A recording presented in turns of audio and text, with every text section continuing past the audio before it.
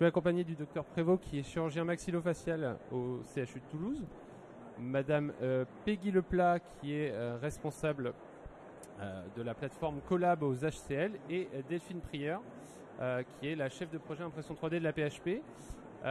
On va essayer de tenir dans les 25 minutes avec des thématiques importantes autour de l'impression 3D dans les hôpitaux, l'arrivée de l'impression 3D des hôpitaux, les enjeux de la structuration des plateformes d'impression 3D. Et on va commencer assez rapidement par la première sous forme de questions. Je vais par exemple poser la question à Delphine. Pourquoi et comment vous êtes structuré la plateforme d'impression 3D de la PHP? D'où c'est venu cette idée d'implanter l'impression 3D à l'hôpital? Alors l'impression 3D à la PHP a commencé bien avant l'essor de l'impression 3D aujourd'hui dans différents services. Et en fait, on a eu besoin derrière de structurer ça à l'échelle de l'ensemble du CHU. Donc il y a une énorme initiative qui a été faite par le professeur Consari qui est ici présent pendant la crise Covid et qui a abouti à un financement grâce à un don de la fondation de la PHP.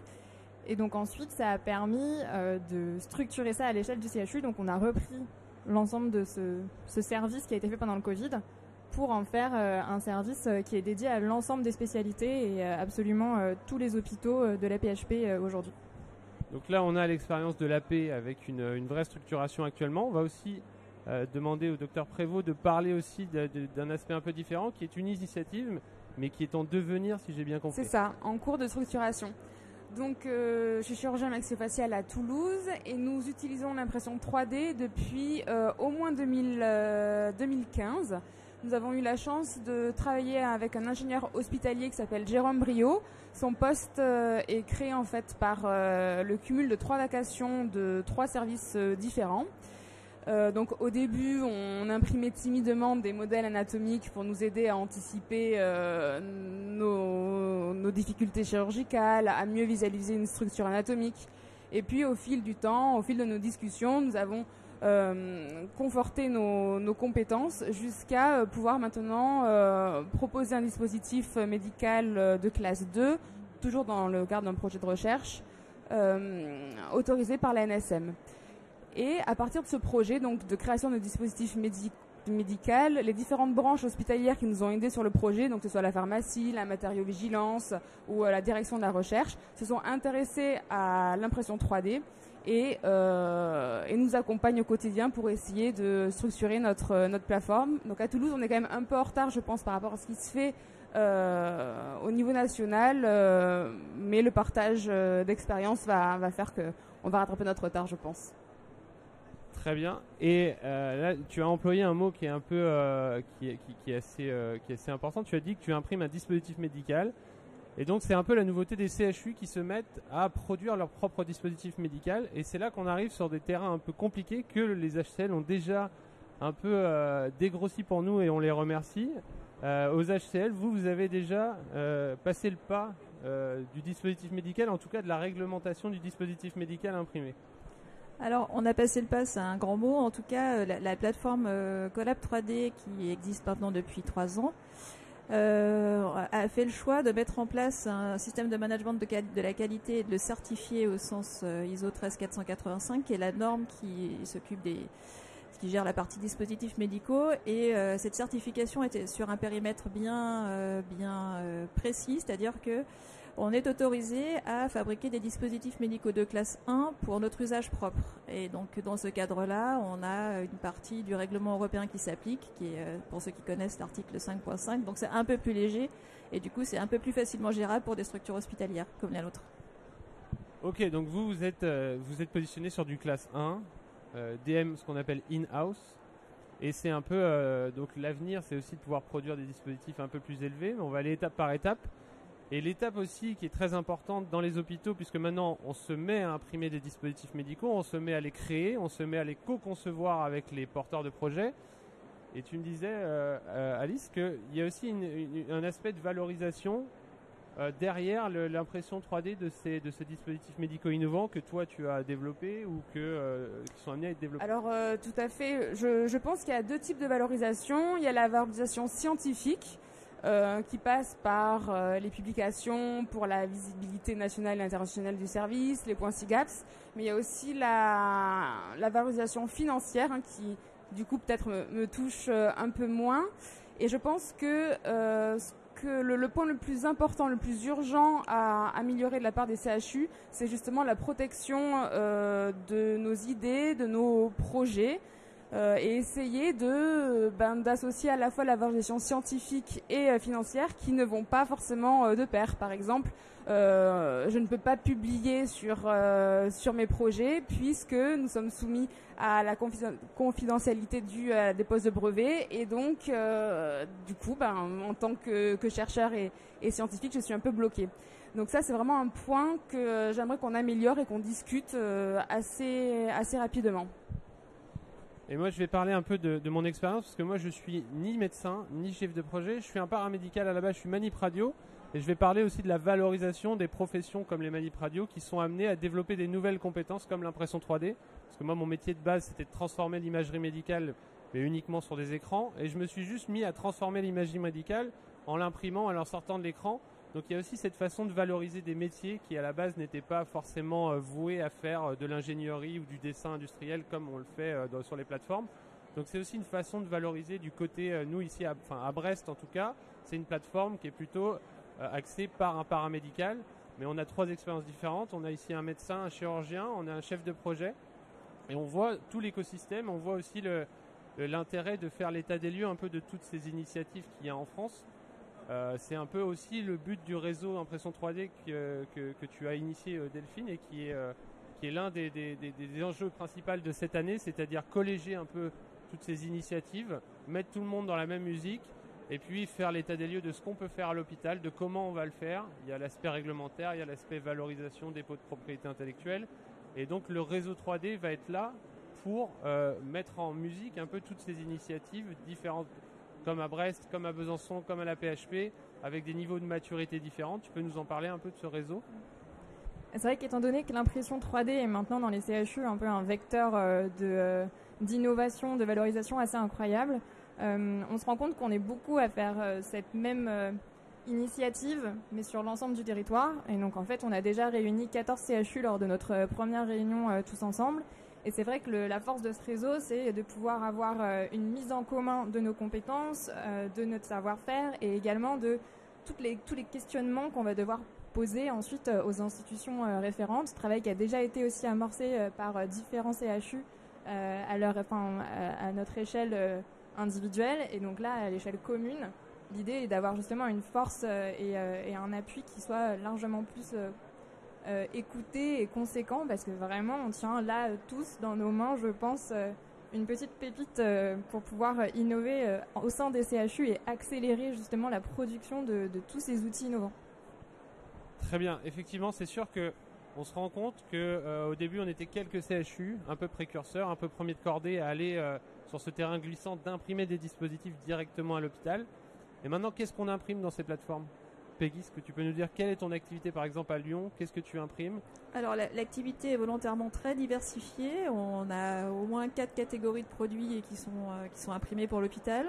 Donc les modèles anatomiques qui peuvent servir à la fois pour l'éducation thérapeutique, de l'enseignement, mais aussi pour de la planification chirurgicale. La deuxième catégorie, ça va être tout ce qui est objets personnalisés, pour de la médecine personnalisée, donc à destination de nos patients en situation de handicap dans les établissements de longue durée. La troisième rubrique, c'est tout ce qui est produits développés sur mesure. Donc on a beaucoup de projets qui nous sont remontés, beaucoup de besoins qui n'ont pas trouvé de solution sur le marché, et donc on va aller développer avec la personne, avec le professionnel de santé, avec le patient, une solution qui répondra spécifiquement à son besoin en lien avec sa pratique quotidienne. Et enfin, le dernier volet, c'est tout ce qui est pièces détachées, donc pièces détachées améliorées. Donc on fait en sorte de réparer mieux, ou alors de prolonger la durée de vie de nos équipements quand les pièces ne sont plus fabriquées ou ne sont plus disponibles.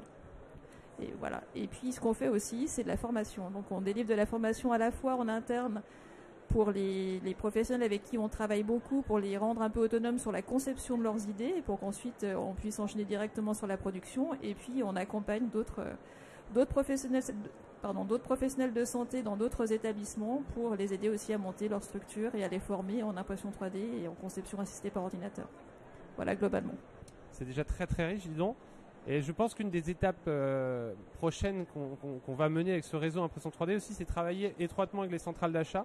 Parce que nous, on a plus ou moins fait le travail de dégrossir un peu quelle technologie, quel fournisseur, quelle machine on peut disposer à l'hôpital. Maintenant, c'est comment conseiller ceux comme Toulouse, par exemple, qui, à l'avenir, voudraient se structurer en plateforme. Comment on se structure, quelles compétences on met dans ces plateformes, quelles machines on achète, quel type de machine on achète pour produire quel type de dispositif.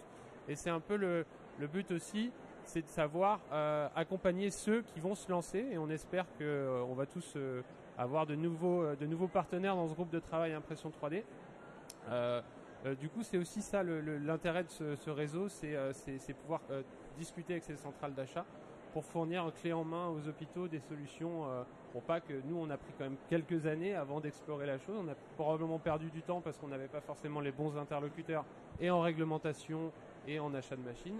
Donc on espère que le travail de ce réseau pourra permettre à des CHU comme Toulouse de bénéficier de cette compétence-là pour monter en compétence vous de votre côté. Quelle est la prochaine étape à Lyon? Il faut convaincre encore un peu à Lyon? À Toulouse. Donc effectivement, en tant que médecin, je suis confrontée à une réalité clinique avec des impasses thérapeutiques, impasses diagnostiques, insuffisance de prise en charge. Donc il y a un réel besoin.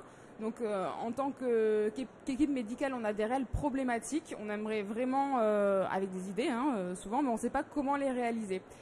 Donc grâce aux ingénieurs, on arrive à partager nos connaissances, mais tout en respectant cette structure réglementaire qui est un peu lourde et un peu compliquée à comprendre. Des idées, il y en a plein. Pour l'innovation, pour la recherche, c'est quand même indispensable parce que je rappelle que notre objectif commun à tous ici, c'est améliorer la qualité des soins du patient, quel que soit notre métier, quelle que soit notre spécialité. Donc le partage est essentiel.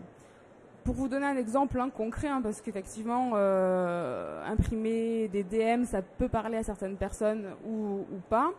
Un des projets qu'on a actuellement dans le service de chirurgie maxillofaciale, c'est améliorer la reconstruction mandibulaire. Donc quand un patient a un cancer de la mandibule, il faut donc couper la mandibule et reconstruire en prenant l'os de la jambe.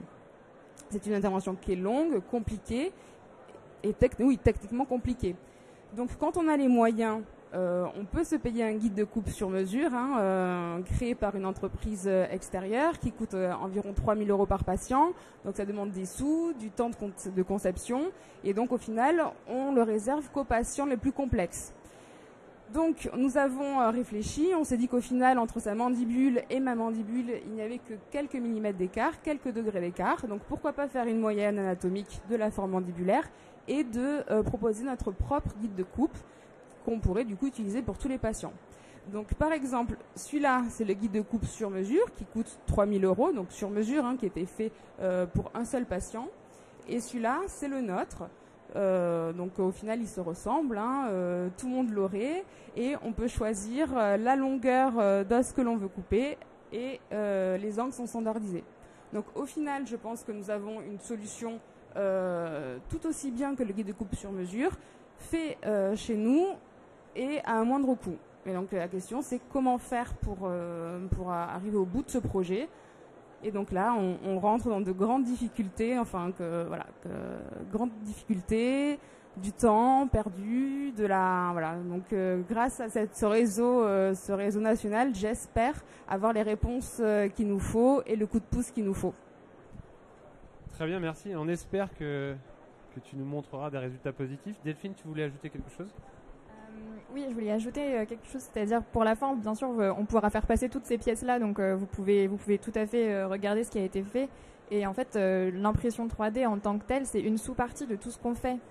Finalement, nos plateformes, c'est un laboratoire d'innovation, c'est vraiment un laboratoire d'expérimentation, une sorte de tiers-lieu interne dans un hôpital.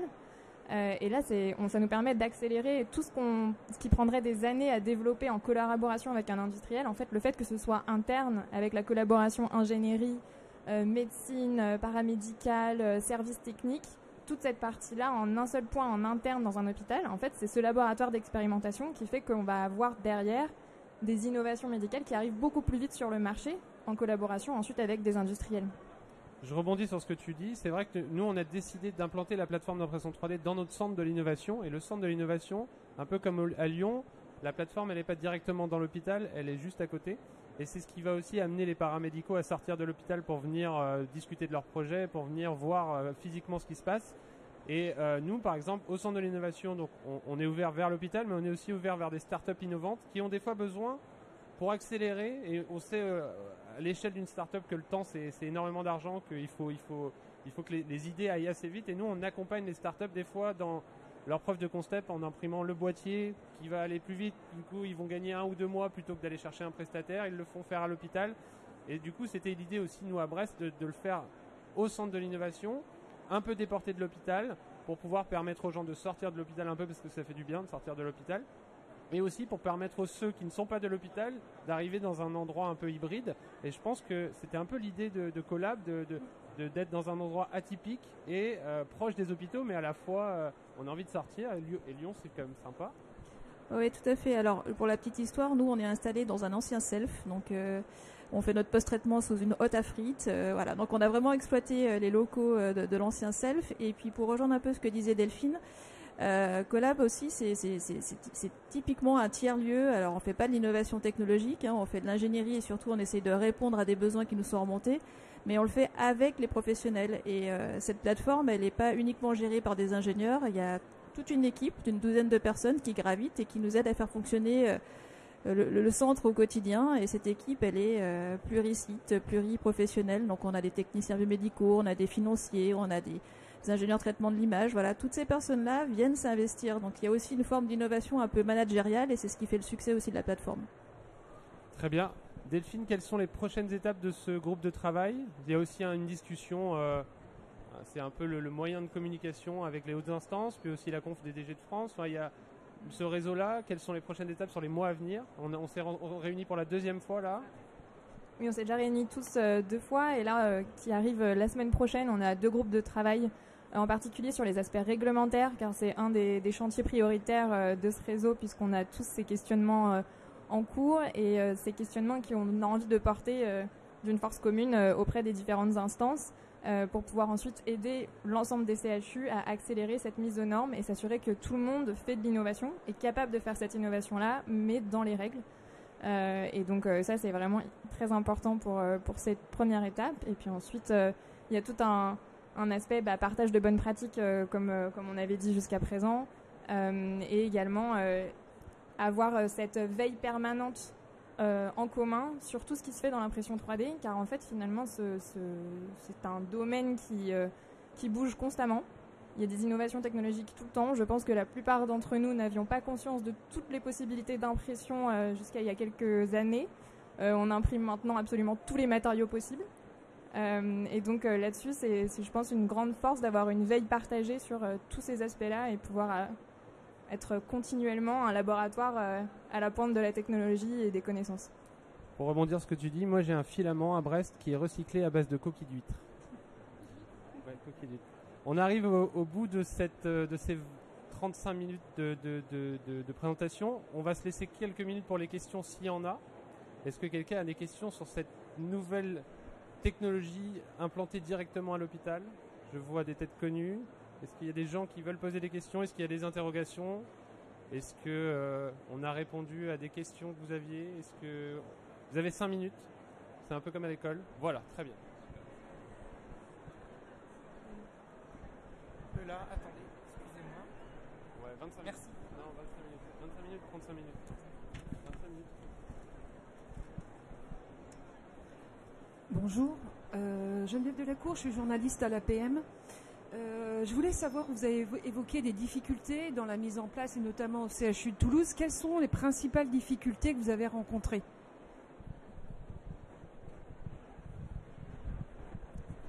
Si vous saviez, j'ai envie de vous dire, à toutes les étapes, alors encore une fois, c'est ma propre expérience, peut-être que je suis biaisée par rapport aux autres CHU. Déjà, il a fallu reconnaître le rôle de l'ingénieur hospitalier avec qui nous travaillons. il a fallu, d'un point de vue, on va dire, matériel et matériaux, donc c'est quand même lui qui paye ses propres résines. Pourquoi ? Parce que le CHU n'a pas encore comment dire, certifié ou reconnu les machines à impression 3D que nous avons au CHU. Donc déjà, d'un point de vue personnel et professionnel, pour Jérôme Riot, c'est quand même assez compliqué. Nous, en tant que chirurgiens, normalement, la segmentation 3D, l'imagerie, c'est pas notre métier. Mais on a quand même dû apprendre à manipuler ces logiciels-là, donc c'est quand même une perte de temps. Ensuite, on va dire qu'on est arrivé à peu près au niveau technique qu'il fallait pour mener à bien nos projets. Mais la question, c'était maintenant à qui on s'adresse pour les finaliser. Au CHU, on s'est dirigé vers la direction de la recherche. La direction de la recherche n'était pas forcément plus au courant que nous.